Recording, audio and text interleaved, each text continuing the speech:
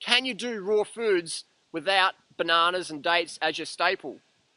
I don't know what else you're going to eat. Maybe you could get mangoes, but mangoes are seasonal. Dates and bananas you get all year round. People might go, Harley, you can be a raw foodist without dates and bananas. I just eat sprouts and wheatgrass. And it's like, I'm talking about thriving raw foodists. I'm not talking about like I don't do sport because like I just don't have the energy and I'm spiritual. I'm not talking about that raw food. I'm talking about the raw food who's actually making a change in their planet, who's doing life with passion, who's doing life with noble causes, who's living their purpose, has a purpose-driven life, who's can share that happiness with other people, inspire other people. I'm talking about that sort of raw food. It's not the, oh my God, I'm like fucked up, man. I need my sprouts, kundalini's fucked me over. You know, I'm not talking about that. I'm talking about fit, thriving, healthy, loving life, raw foodists. Can you do it without bananas and dates? I don't think you can. You know what I mean? Unless you live on a jackfruit farm or you got mangoes all year round somewhere. You know what I mean? To try and avoid bananas and dates for whatever reasons people do. Some people say they make you fat, too many calories, which is like great. So you starve yourself all the way back to the nasty stuff.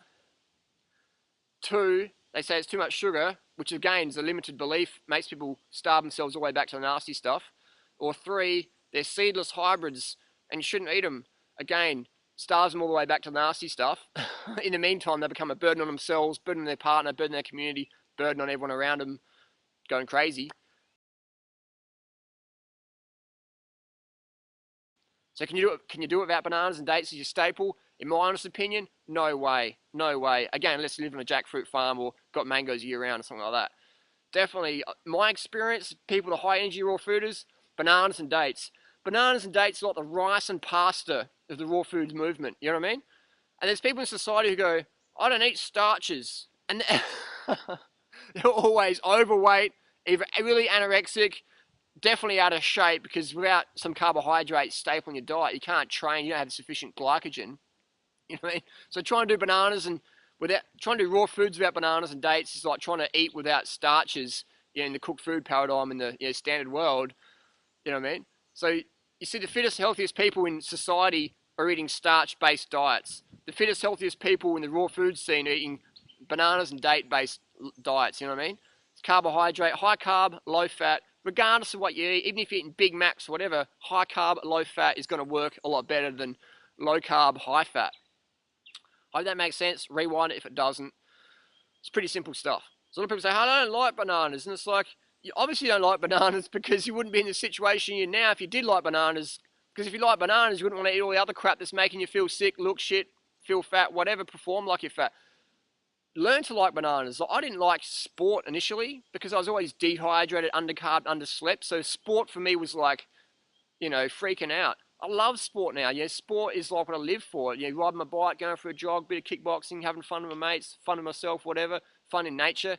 I live for that, you know, moving the body. I mean, human movement's a gift, you know, the gift of movement is so, anyone can experience that, you know what I mean? And people say, I don't like dates. Like, someone said, I read a book somewhere that said, don't eat too much dates. Don't eat them if they're dry. It might be a bit heavy on your system, especially if you're dehydrated. What you'll find is people who say, don't eat dates. Also, there's people who say, don't drink water. So what you can do is start drinking water, start eating dates, and or start making Datorade. What the fuck is Datorade? Dates, get rid of the Gatorade, get rid of the Powerade, get the dates, get the water, put them in, blend them up. That's your Datorade. Get 2 pounds of dates or a kilo of dates with half a gallon or 2 quarts of water or 2 litres of water. Blend them up, put it in a big glass bottle, take it to work with you, boom, boom. 3,000 calorie breakfast or lunch, sorted. Easy. So that takes away the whole equation of, you know, dates are too concentrated or don't have enough water. Just mix them with water. Easy. You bring them back to their fresh state. Sweet. So dates are great because you can almost get them anywhere in the world. You know what I mean? If I couldn't have dates and bananas, there's no way I'd be a raw foodist. I mean, I'd be some like dude that would just sit around, you know, no fitness, no drive, no passion, no audience, just going, hey, I'm gonna eat some grass today. Chlorophyll-rich nutrients helps you balance your body because chlorophyll is like, it's like hemoglobin, isn't it? I mean, it's like boring. Keep your life sweet and juicy. Be like a chimp, act like a monkey, be a crazy bonobo.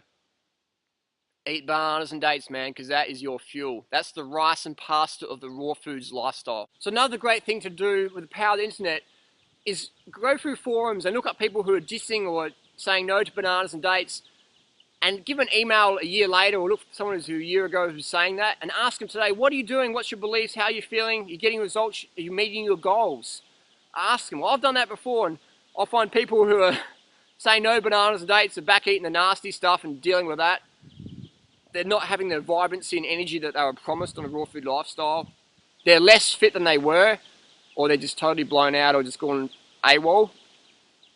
They're back on stimulants like coffee or cacao, or they're eating a lot of refined sugar like honey. I mean, dates blended, it's just like honey, but it's got fiber and doesn't have all the negative effects of honey, like the acids, the possible infection of botulism, all those allergic pollens like Salvation Jane, poison ivy, all those things in the honey there. Why give honeybees sugar water, take their honey, eat that? Let's just eat the fruit. Let's have the bees come over and pollinate the fruit trees. Let's just eat the fruit and keep that cycle going instead of just ignoring the fruit, eating this refined sugar, getting teeth problems, digestive problems, whatever problems, and then go, oh, I don't know, I think maybe it's the celery I ate. It's like, no, it's the honey, it's the refined sugar. Fuck it off, get rid of it. Give it back to the bees. It's bee vomit anyway. Let's eat the fruit. Fruit's more fun. So that's another good thing. People, you'll read about it. Bananas and dates are bad. You chase them up 6 months, 1 year later, boom. They're just like, they're in the rut still. They're in that rut. So having a paranoia about bananas and dates is going to drive you into this rut down here, and you're going to be stuck in that rut. And the only way to get out is to get back on bananas and dates, get enough carbs, hook yourself over the edge, and then just start cruising. Cruising for a bruised banana.